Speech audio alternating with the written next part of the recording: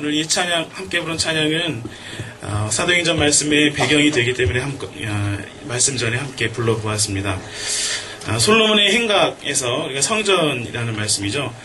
베드로와 요한이 미문 앞에 아름다운 분이라고 칭함받는 미문 앞에 구걸하는 안전뱅이를 예수님의 이름으로 고치고 설교한 내용이 바로 오늘 부른 찬송의 배경이 되고 있습니다. 성전 앞 미문 아름다운 성전 앞에 예루살렘 성전에는 많은 사람들이 모이겠죠. 그 중에서도 아름다운 분이라고 칭하는 그곳에 얼마나 많은 사람들이 모여 있었겠습니까? 그런데 그곳에서 많은 사람들 앞에서 베드로와 요한이 안전뱅이를 일으켜 세우는 기적을 일으켰습니다. 여러분 어떠신가요? 이 정도 됐으면 정말 많은 사람들의 주목을 받지 않았겠습니까? 그 모여든 사람들이 이 베드로와 요한이 그렇게 기적을 일으키고 사람들이 모여들었을 때 모여든 사람들의 한번 심정을 상상해 보았습니다. 사람들이 이 기적을 보고 모여들었겠죠. 모여들을 때 속으로 하는 생각이 아니 이 사람들이 도대체 누구길래 이러한 기이한 일을 일으키는가, 이런 궁금증, 호기심이 많이 있었을 것입니다. 또 한편으로는 이런 사람들이라면 정말 진리를 가르치만 하지 않겠는가, 이런 기대감을 또한 가졌으리라 생각합니다. 이런 상황에서 이런 마음을 가지고 모인 사람들 앞에서 베드로와 요한이 설교한 내용이 바로 오늘 성경 본문 읽은 말씀입니다. 그런 사람들에게 베드로와 요한이 이렇게 메시지를 전했습니다. 첫 번째, 너희가 의로운 생명의 주님을 직접적으로 간접적으로 죽였다. 그러나 하나님께서 그를 살리셨다. 라는 내용이 첫 번째 내용이었습니다. 두 번째 내용은 우리는 예수님의 부활, 하나님이 예수님을 일으켜 세우셨는데 그 사건, 그 부활 사건을 증언하는 사람들이다. 그래서 오늘 여기에서 나면서부터 걷지 못한 자를 일으키는 기적을 너희에게 보여준 것이다. 이렇게 두 번째 내용을 설교했습니다. 그리고 결론인 세 번째 내용으로 이르는데요. 세 번째 내용은 그러므로 너희가 회개하고 돌이켜서 죄 없이 그러니까 죄 사함을 받아라. 그리하면 예수님께서 이 안전뱅이를 고치셨듯이 너희의 존재와 너희의 인생을 새롭게 하실 것이다. 라는 메시지를 선포한 것입니다. 이 요한과 베드로의 이러한 설교는 아주 강력한 메시지가 되었을 것입니다. 그 많은 사람들 앞에서 모든 사람들이 보는 눈앞에서 기적이 일어났기 때문입니다. 기적을 일으킨 후에 들어간 말씀이기 때문에 그렇습니다. 오늘 이렇게 부활주일 중국동포교회와 주민교회가 함께 예배를 드리고 있는데 이 시간 여러분과 함께 나누고 싶은 말씀은 바로 회복에 있습니다. 2013년 부활주일 맞이하는 주민공동체는 우리는 베드로와 요한처럼 다시 사신 예수님을 증언하는 증인이 되어야 하겠습니다. 그래서 이 세상을 치유하고 회복시키는 공동체가 되기를 간절히 바랍니다. 올해 주민교회는 40주년 되는 해이죠. 그리고 동시에 태평동락에 입주하면서 새로운 시작을 감행하는 해이기도 합니다. 올해 이 40년, 주민교회 40년을 기념하면서 그 40년의 감동과 감사의 은혜로 부활하신 예수님의 확고한 증인이 되시기를, 또 재차 증인으로 거듭나시기를 간절히 축원합니다. 또한 태평동락으로 새롭게 시작하면서 이제 희년을 바라보면서 나아갈 텐데 이 주민공동체가 우리가 세상을 치유해 나가고 회복시키는 사역을 결단하는 귀한 2013년 부활절이 되시기를 바랍니다. 앞으로 이렇게 세상을 회복시키는, 치유하는 그러한 사역을 해 나가야 될 텐데 오늘 성경에 나온 것처럼 베드로와 요한처럼 이 기적을 일으킬 수 있었으면 하는 그런 바람도 있으시죠? 정말 이게 기적을 좀 우리가 이 세상 살아가는 게 얼마나 힘듭니까? 돈과 권력에 지배되는 그런 세상 아니겠습니까? 이 세상에서 우리가 믿음을 가지고 살아간다는 것이 어쩔 때는 스스로 좀 위축도 되고 우리가 패배하는 것이 아닌가 하는 두려움이 이럴 때가 있을 것 같습니다. 우리는 지금 용산, 쌍용자동차, 천안함 사건 등 이런 현실을 보면서 우리가 정말 야만의 시대를 살아가고 있는 것이 아닌가 이런 의심이 들 때가 있습니다. 정말 말이 되지 않는 일들이 상식적으로 벌어져서는 안 되는 일들이 이런 일들이 일어나고 있지 않습니까? 돈과 권력이 판을 치고 있는 이러한 야만의 시대. 그리고 사람들은 신자유주의 이런 지배질서, 돈으로 휘둘리는 그런 지배질서에 빠져 있습니다. 이런 현실 속에서 우리가 믿음을 지키면서 살아가기란 좀처럼 쉬워 보이지가 않습니다. 이럴 때 저 돈과 권력으로 횡행하는 저 사람들에 맞서서 우리도 돈을 우리도 도깨비병만처럼 좀 해가서 태평동강 빚도 좀 다 갚고 이런 기적이 좀 일어났으면 좋겠다는 바람이 갖고 있지 않으십니까? 이거 아멘 하면 안 되는데. 이러한 기적은 사실은 다시 우리를 좀먹고 우리를 또 피폐하게 하기 때문에 하나님께서 허락하지 않은 기적이라고 생각합니다. 그러나 그런 것만 기적이겠습니까? 우리가 곰곰이 가만히 생각해 보면 주님의 은혜를 받으면서 지금까지 신앙생활을 해온 우리들에게 이미 기적의 사건이 임했다는 것을 우리가 우리는 이미 기적 속에서 살고 있습니다. 다만 그 당연한 것으로 여겨서 우리가 일으킨 게 아니죠. 우리를 통해서 하나님이 일으키신 그 기적의 위대함을 느끼고 있지 못할 뿐이라고 생각합니다. 여러분, 주민공동체 40년 역사, 이것이 기적이 아니고 무엇이겠습니까? 여기서 아멘이 나오셔야 되는데.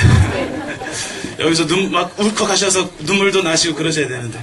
아멘도 안 하시네. 다시 해보겠습니다. 다시 한번 기회를 드리겠습니다. 우리가 경험하고 있는 기적, 주민교회 40년의 기적, 이것이 우리가 느끼고 우리를 통해서 하나님이 보여주신 그런 기적이 아니고 무엇이겠습니까? 많은 선교기관들이 우리에게 있죠. 신협, 생협, 또 복지관, 또 이주민센터와 중국도복교회. 가만히 살펴보면 이것은 참으로 큰 기적과 같은 일입니다. 제가 주중에는 에큐메니칼에서 같이 기독교 사회운동을 하면서 많은 사람들을 만나고 있습니다. 오늘도 부활절 되면 고난받는 이들과 함께하는 부활절 연예배를 또 시청 앞에서 쌍용자동차에서 예배를 그것도 준비를 하면서 많은 사람들을 만나게 되면 다른 사람들을 만나면 만날수록 주민교회가 해온 이 40년의 역사가 얼마나 큰 기적과 같은 일이었는지, 기적이었는지 새삼 느끼곤 합니다. 이 신협 있지 않습니까? 우리 이양 목사님 계십니다만, 박경규 목사님 통해서 처음 이렇게 같이 이제 시작을 했을 때 동시에 시작한 곳이 영등포 산업선교회의 신협, 생협이었습니다. 거기 지금의 실정과 우리 주민공동체가 하고 있는 이 신협, 생협의 규모는 서로 이게 이야기가 되지 않고 있습니다. 거기는 그걸 해서 근심이 되고 고민거리가 많이 있어요. 물론 우리 교회도 적지 않은 어려움이 있지만 그러나 그 규모 면에서는 주민교회가 그동안 이 성남 지역에서 40년 동안 이렇게 해왔던 것들은 실로 기적이라고 말해도 과언이 아닐 것입니다. 솔로몬 행각에서 기세등등하게 설교하던 베드로와 요한처럼 주민공동체도 자신감을 가지시고 세상을 치유하는 선교에 더욱 적극적으로 나서게 되기를 주님의 이름으로 축원합니다. 아멘. 세상을 치유하고 회복하기 위해서 어떤 사역을 해야 하겠습니까? 다양하고 여러 가지 일들의 사역을 해나갈 수 있을 것입니다. 지금 진행시키고 있는 사역도 많이 있지요. 이런 것들을 더 힘차게 해나가야 되겠는데 저는 이제 중국동포교회 담임 목사로서 그 부분에 대해서만 잠깐 말씀드리고 싶습니다. 저는 우리 주민공동체가 주민교회 교인 성도님들하고 우리 중국동포 성도님들하고 한 공동체를 가시적으로 만들어가는 그런 새 역사를 써나갔으면 좋겠습니다. 가시적 일치이죠. 우리가 보여지기는 주민교회와 외노교회가 한 교회자매라는 것을 이것을 누구도 부인하는 사람이 없습니다. 자타가 동일하고 있지만 정말 심정적으로 더 깊이 한 공동체가 되기를 간절히 소망합니다. 요즘에 교계에서도 세계적으로 이 가시적 일치가 중요한 화두로 제기되고 있습니다. 어떻게 하면 가시적 일치를 이룰까? 가톨릭과 개신교가 어떻게 가시적 일치를 이룰까? 이 교단과 저 교단이 어떻게 가시적 일치를 이룰까? 이것에 이야기를 꺼내면서 시도를 하고 있고 그것이 바로 에큐메니칼입니다. 또한 우리 사회를 보면 이주민들과 한국 본토민이 같이 합력해서 사회 통합을 이루는 것이 또 목표가 되고 있지 않습니까? 이런 상황 속에서 왜 사회 통합을 이야기하냐면 사회 통합이 되지 않았을 때 문제가 생기고 범죄가 생기고 이 사회가 얼그러지기 때문에 그렇죠. 그래서 사회 통합을 이루어야 되는데 그 사회 통합을 어떻게 이룰 것인가를 지금도 문제를 삼고 시도하고 있습니다. 이러한 상황 속에서 주민교회만큼 우리 교회만큼 이 문제, 사회 통합 문제, 외노교회와 주민교회가 하나됨으로써 이 문제를 해결하기 가장 적합한 교회는 주민교회밖에 없다고 저는 생각합니다. 이 한국 사회에서만 보더라도 이 일을 가시적인 일치, 정서적으로 하나 되는 이러한 선교를 해낼 수 있는 교회가 주민교회밖에 없습니다. 주민교회보다 더 잘할 수 있는 교회가 없다고 보시면 되십니다. 이런 상황에서 앞으로는 우리 더 지금도 같이 모여서 이렇게 예배 드리고 있지만 더 친근하게 이렇게 교회와 교회가 하나가 되기를 간절히 소망해 봅니다. 예전에 그 한일 이주민 선교 공동 포럼에 한번 다녀온 적이 있습니다. 그때 여기 이양 목사님도 계신데 그때도 이양 목사님이 계셨고 저도 참석했었는데 그때 일본에서 이주민 선교를 하고 계시는 목사님 이야기가 인상 깊어서 기억하고 있습니다. 그분 자체는 미얀마 분하고 결혼해서 이렇게 이주민 가정을 이루면서 살고 계셨던 분입니다. 그런데 그 미얀마 분들이 따로 모여서 자기네 음식 만들어 먹고 할 때면 꼭 이 목사님이 그 집에서 자리를 비켜주신 겁니다. 그래서 그 집에서 그 미얀마 음식을 먹고 문화 생활을 할 수 있도록. 그것을 여러 차례 하다 보니까, 그 미얀마 분들이 왜 목사님은 우리와 같이 참여하지 않느냐, 우리와 같이 이 음식을 같이 먹지 않느냐라는 문제 제기가 일어났다고 합니다.